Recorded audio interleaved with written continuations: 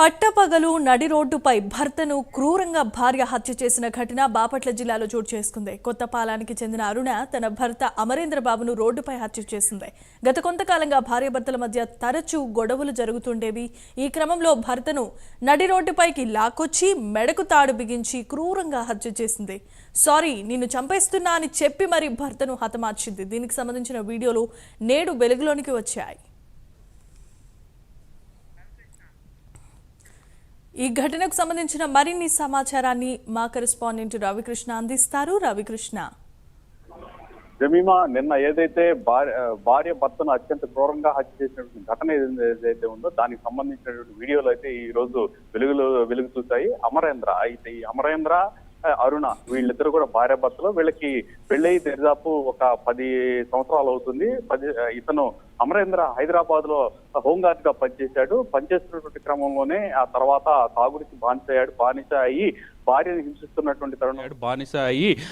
హింసిస్తున్నటువంటి తరుణంలో ఆమె తమ ఊరైనటువంటి కొత్తపాలెం అంటే నిజాంపట్నం మండలం కొత్తపాలెంకి రావడం జరిగింది. వీళ్ళకి సంబంధించి ఈ తర్వాత కూడా వీళ్ళిద్దరు కలిసి ఉన్నటువంటి నేపథ్యంలో అతను హోంగార్డు ఏదైతే ఉందో హోంగార్డు ఉద్యోగం కూడా పోయింది. తర్వాత నిజాంపట్నం వచ్చి ఉంటున్నటువంటి సందర్భంలో తరచుగా కూడా గొడవ పడుతూ ఉండేవాళ్ళు.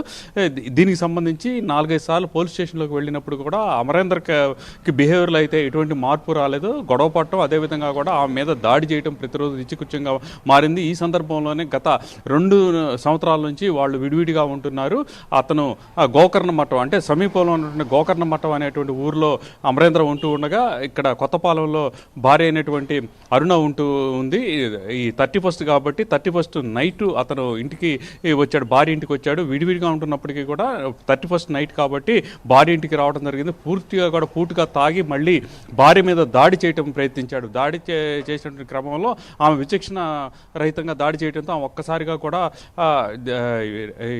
రెబల్గా మారేటువంటి పరిస్థితి అయితే కనపడింది. వెంటనే కూడా అతన్ని కర్రతో కొట్టేసి తర్వాత పడిపోయిన వెంటనే కూడా మెడకి తాడు బిగించి బయటికి లాక్ రావటం, రెడ్ రోడ్డు మీద అందరూ చూస్తూ ఉండగా కూడా ఆమె అతని తల మీద కాలేసి అంటే ఈ ఉరేసినటువంటి సందర్భంలో అతను ఏంటంటే లాక్కుంటున్నటువంటి సందర్భంలో వెంటనే కూడా అతని తల మీద కాలు పెట్టేసి పూర్తిగా అతను తాగున్నటువంటి నేపథ్యంలో కాలు పెట్టేసి మెడకి ఉరి వేసి గట్టిగా లాగినటువంటి పరిస్థితి అయితే కనపడింది. అదేవిధంగా కూడా భర్తని చంపుతూ కూడా ఎటువంటి కనీసం కనికరం కూడా చూపించలేదు.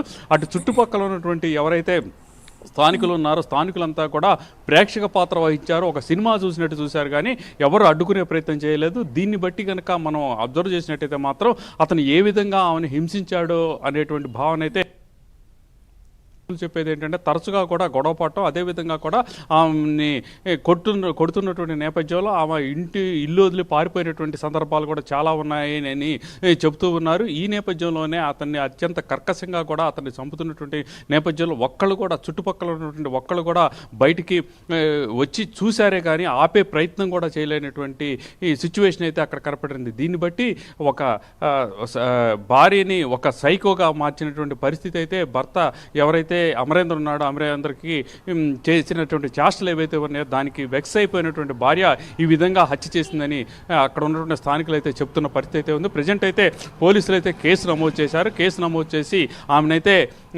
తమ ఆధీనంలో తీసుకొని విచారిస్తున్నట్లు కూడా తెలుస్తుంది. Right, thanks for the updates Ravikrishna.